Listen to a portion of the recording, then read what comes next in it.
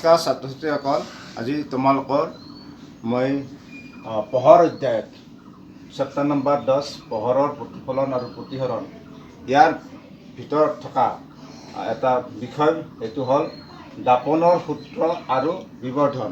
এই বিষয়ে দুষাৰ ক'ম বুলি ভাবিছোঁ।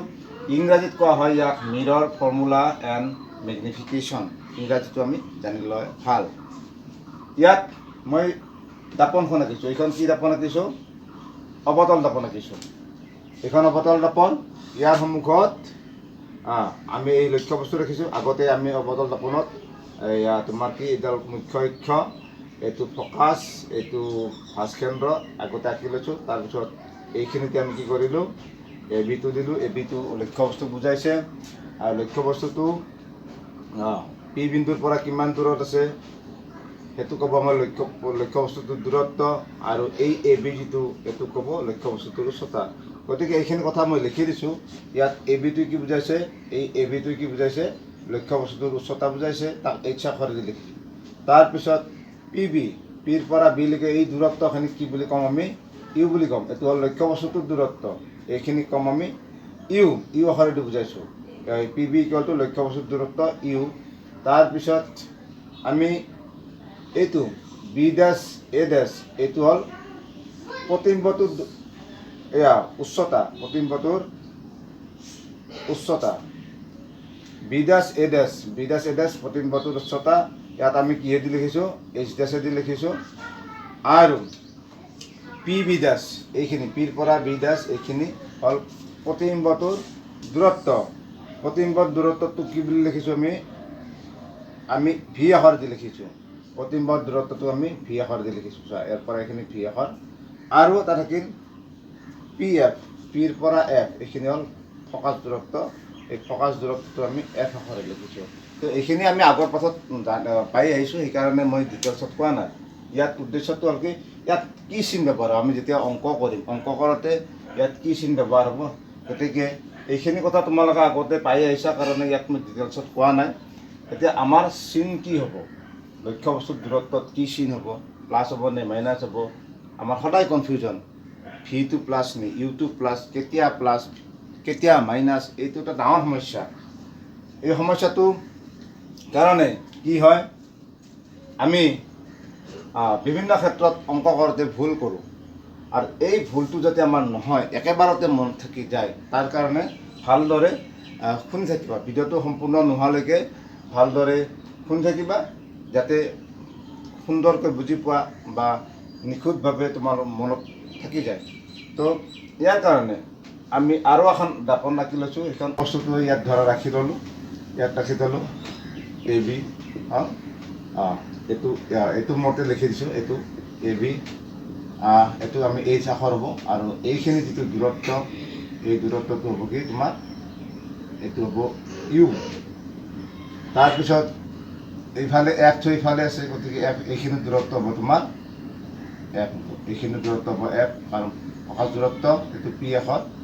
তাৰপিছত ইয়াত আমাৰ লক্ষ্য বস্তুটো ইয়াত গঠন হয়, গতিকে এইখিনি হ'ব উচ্চতাটো এইচ ডেছ, আৰু এই দূৰত্বটো হ'ব তোমাৰ ভি। তো একেখিনি কথা, খালি দাপনখনৰ সেইফালে থাকিব। তো ইয়াত এই যে চিনডাল, এই চিনডাল প্লাছ হ'ব নে মাইনাছ হ'ব, এইখিনি কথা জনাৰ কাৰণে আমি এটা কাম কৰোঁ। কাম কি কৰিম, যে আমি জানো যে কোঅৰ্ডিনেট জ্যামিতি, এয়া হ'ল আমাৰ স্থানাংক জ্যামিতি। তো স্থানাংক জ্যামিতিৰ ক্ষেত্ৰত এইটো হ'ল আমাৰ অ মানে হ'ল অৰিজিন। তো ইয়াৰ পৰা এডাল ৱাই অক্ষ বুলি কওঁ, এডাল ৱাই অক্ষ, ৱাই অ' ৱাই ডেছ, আৰু এইডাল হ'ব এক্স অ' এক্স ডেছ। তো আমি স্থানাংক জ্যামিতিত এনেকৈ শিকি আহিছোঁ। ইয়াত কি হয়, ৱাই অক্ষৰ পৰা আমি যদি সোঁফালে যাওঁ, অৰ্থাৎ অ' এক্সৰ দিশত যাওঁ, তেতিয়া প্লাছ, গতিকে এইটো ছাইড আৰু এইটো ছাইড প্লাছ। আৰু অ'ৰ পৰা যদি আমি এক্স ডেছৰ ফালে যাওঁ, তেতিয়াহ'লে মাইনাছ হ'ব, গতিকে এইটো ছাইড আৰু এইটো ছাইড মাইনাছ হ'ব। ঠিক তেনেদৰে এক্স অক্ষৰ পৰা ওপৰৰ ফালে গ'লে এইটো প্লাছ হ'ব, ৱাইৰ ফালে গ'লে প্লাছ হ'ব, গতিকে এইটো ফাল প্লাছ, এইটো ফাল প্লাছ। আৰু যদি তলৰ ফালে যাওঁ তেতিয়া মাইনাছ হ'ব, গতিকে এইটো ফাল মাইনাছ, এইটো ফাল মাইনাছ। ঠিক আছে, এতিয়া চোৱা এই প্লাছ দিলে এইফালে আ বুজাইছে, এইফালে যোৱা বুজাইছে, আৰু মাইনাছ দিলে তলফালে আ বুজাইছে, এইটো তলফালে আ বুজাইছে। ঠিক আছে, এইটোৰ ক্ষেত্ৰত এই মাইনাছটোৰ ক্ষেত্ৰতে এইটো বুজাইছে, এই প্লাছটোৰ ক্ষেত্ৰত এইটো ইফালে বুজাইছে হয়, আৰু এই প্লাছটোৱে এইফালে যোৱা বুজাইছে। ঠিক আছে, এতিয়া আমি কম্পেয়াৰ কৰোঁ ছবিৰ লগত। তো এইটো এবিটো ক'ত আছে, ইয়াত আছে, এইটোৰ লগত মিলিছে, এইটো কাৰ লগত আছে প্লাছ, কাৰণ এক অক্ষদালৰ ওপৰফালে আছে, এক অক্ষৰ ওপৰফালে থাকিলেতো প্লাছ, গতিকে এবি লক্ষ্যবস্তুৰ দূৰত্ব এইটো এই চাকটো এইটো কি হ'ব আমাৰ প্লাছ চিন হ'ব, লক্ষ্যবস্তুৰ দূৰত্বটো কি হ'ব প্লাছ চিন হ'ব। পিবি লক্ষ্যবস্তুৰ দূৰত্ব এইটো আমি যদি অ'ৰ লগত পি আখৰটো অ'ৰ লগত মিলালে তো কোনফালে আছে, বাওঁফালে আছে, গতিকে এইফালে আহিলে কি হয়, এইফালে আটো মাইনাছ দিছোঁ নহয়, এইটো গতিকে হ'ব এইটো ইউটো হ'ব কি মাইনাছ হ'ব। ঠিক তেনেদৰে প্ৰতিবিম্বৰ উচ্চতা কোনটো, এইটো উচ্চতাটো তলফালে আছে, তলফালে থাকিলে কি হয়, এয়া দেখাইছোঁ ন, তলফালে থাকিলে মাইনাছ হয়, গতিকে এইটো মাইনাছ হয়। প্ৰতিবিম্বৰ দূৰত্ব এইটো এইখন দাপোনৰ ক্ষেত্ৰত কি হ'ব, এইফালে আছে, বাওঁফালে থাকিলে কি হয় মাইনাছ হয়, গতিকে এইটো কি হ'ব মাইনাছ হ'ব। তাৰপিছত ফকাছ দূৰত্ব এফটো কোনফালে আছে, এইটো এইফালে আছে, এইফালে থাকিলে কি লিখিছোঁ মই মাইনাছ লিখিছোঁ, গতিকে এইটো কি হ'ব মাইনাছ হ'ব।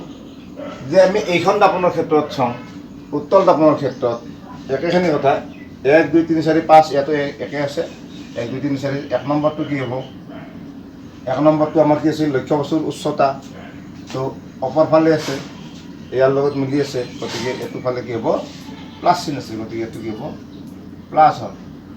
তাৰপিছত লক্ষ্যবস্তুৰ দূৰত্ব, লক্ষ্যবস্তুটো কোনফালে আছে, এইফালে আছে, এইটো যদি আমি অ' আখৰটো ইয়াৰ এইটোৰ লগত এইটো পিটো মিলাই লওঁ, তো এইফালে আছে, বাওঁফালে আছে, তো ইউটো মাইনাছ হ'ব, কাৰণ এইফালে থাকিলে মাইনাছ হয়, গতিকে 2 নম্বৰটো কি হ'ল মাইনাছ হ'ল। তাৰপিছত 3 নম্বৰটো কি হ'ল, 3 নম্বৰটো আমি কি লৈছিলোঁ, এবি প্ৰতিবিম্বটোৰ উচ্চতা, প্ৰতিবিম্বটো এইটো হ'ল, এইবাৰ ইয়াত প্ৰতিবিম্বটো কোনফালে আছে, অপৰফালে আছে, অপৰফালে থাকিলে কি হ'ব, এইটো অপৰফালে আছে না, গতিকে প্লাছ হ'ব, এইটো কি হ'ব প্লাছ হ'ব।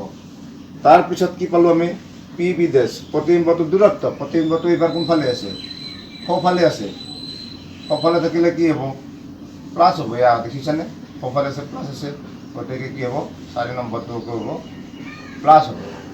তাৰপিছত কি থাকিল আমাৰ ফকাছ দূৰত্বটো কোনফালে আছে, সোঁফালে আছে, গতিকে ফকাছ দূৰত্বটো কি হ'ব এইবাৰ প্লাছ হ'ব, এইটো কি হ'ব প্লাছ হ'ব।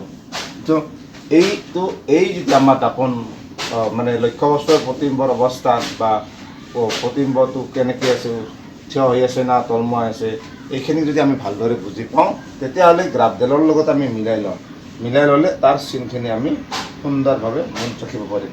এতিয়া যেতিয়া আমি অংক কৰিম, যে অংকটো আমি ধৰা প্ৰতিবিম্বৰ উচ্চতা, এখন উত্তল দাপোন 15 চেণ্টিমিটাৰ ফকাছ দৈৰ্ঘ্যৰ এখন উত্তল দাপোন বুলি ক'লে, এফটো আমাৰ লগালগ আহিব মাইনাছ, উত্তল হ'লে প্লাছ হ'ব, অৱতল যদি দাপোন ক'লেহেঁতেন তেতিয়াহ'লে মাইনাছ আহি যাব এফটো, বা লক্ষ্যবস্তুৰ দূৰত্ব 10 চেণ্টিমিটাৰ, তেতিয়াহ'লে আমি সদায় কি কৰিম মাইনাছ বহাই দিম। লক্ষ্যবস্তুটো আমি দেখিছোঁ, লক্ষ্যবস্তুটো সদায় ইয়াত মাইনাছ হৈছে, ইয়াতো মাইনাছ হৈছে, তাৰমানে লক্ষ্যবস্তুটো সদায় মাইনাছ হয়।